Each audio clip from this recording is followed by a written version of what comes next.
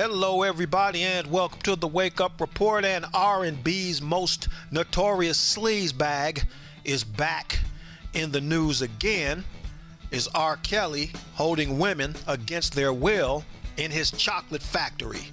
Several parents have come forward and expressed their concern that their daughters are being held against their will in some cult-like scenario created by R. Kelly in some of his properties in Atlanta and Chicago. Cheryl Mack, Kitty Jones, and Ashante McGee, three former live-ins, I guess, of R. Kelly's little house of horrors. And they don't stay there anymore, but according to them, what R. Kelly does is when he gets women into whatever situation that he hypnotizes them into or whatever, he takes their cell phones and he controls every aspect of their lives. He tells them what to eat. He tells them how to dress. He tells them when to bathe, which I hope is quite often, probably to get yesterday's slime off of them after he touches them, and how they engage in sexual encounters that he videotapes. How you people continue to support these sleaze bags, I don't understand.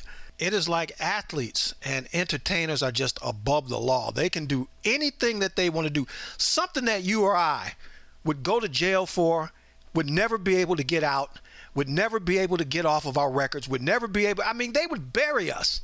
I would be buried if you found out, or if there was a claim that I was holding women against their will, taking their cell phones and making them dress in nurses' uniforms and maid uniforms, and that sounds kind of good. But anyway, just making them do things against their will. You know, I'd be in jail. You know, I could never get out of jail with the stuff that athletes and entertainers pull on a daily basis. Now, the mother of one of these young ladies told a news service that her daughter, when she saw her, looked like a prisoner.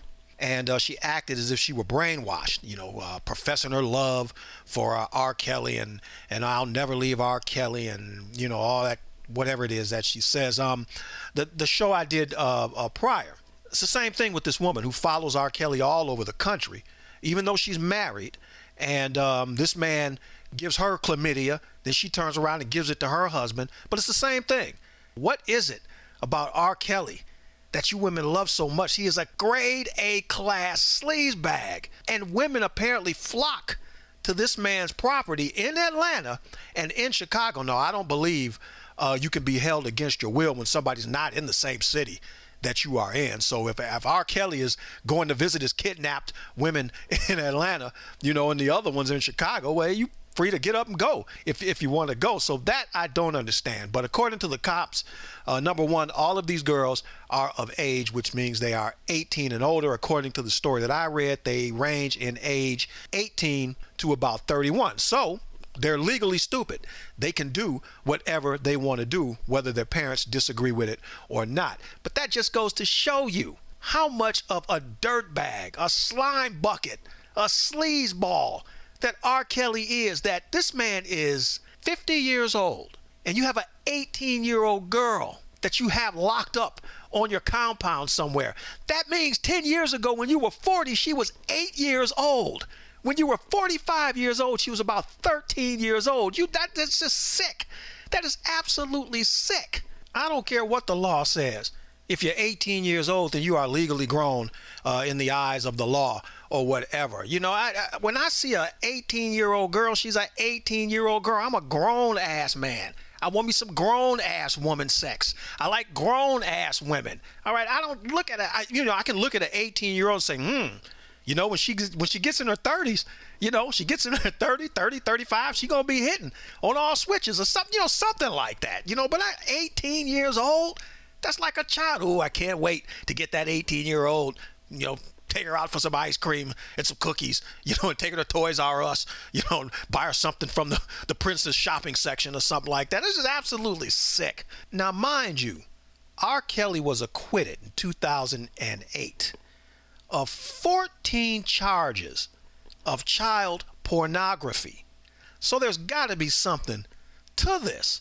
14 charges. I could see maybe if you beat one, you know, some chick was mad because you didn't want to date her no more, so she accused you of child molestation or something like that. Or some girl was, you thought she was 18, she looked 18, but she was 17, she was 16.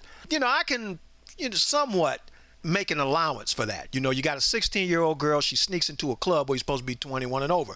Well, if something goes down in that club, you weren't supposed to be there to begin with. So as far as somebody in that club is concerned, you are 21 years old if you got in that club. So that I can kind of make an allowance for. But 14 child pornography cases, if a flag doesn't go up behind that, I don't know what is supposed to happen.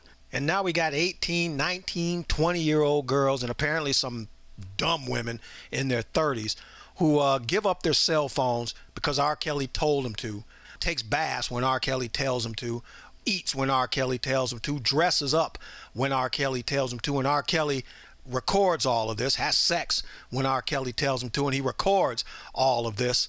So it gets to a point, I guess, where R. Kelly is not the problem. It's these dumb women that continually show up where R. Kelly lives, trying to get a come up on some 50-year-old sleaze bucket, I guess, because they want to be made famous or something. Or I guess they figure they get a baby by R. Kelly, they're going to get paid or something like that. So I don't know, man. It's like, on the one hand, R. Kelly is a sleaze bag, but on the other hand, what does that say about the women who show up, who know that R. Kelly beat a child pornography case, that you still show up at this guy's place of residence and do whatever it is he tells you to do. So for any of you women in Chicago and Atlanta that are thinking about going into R. Kelly's little shop of horrors, do us a favor. Take 2 cell phones. This is what you do. You take one phone that he can take, and that's a dummy phone.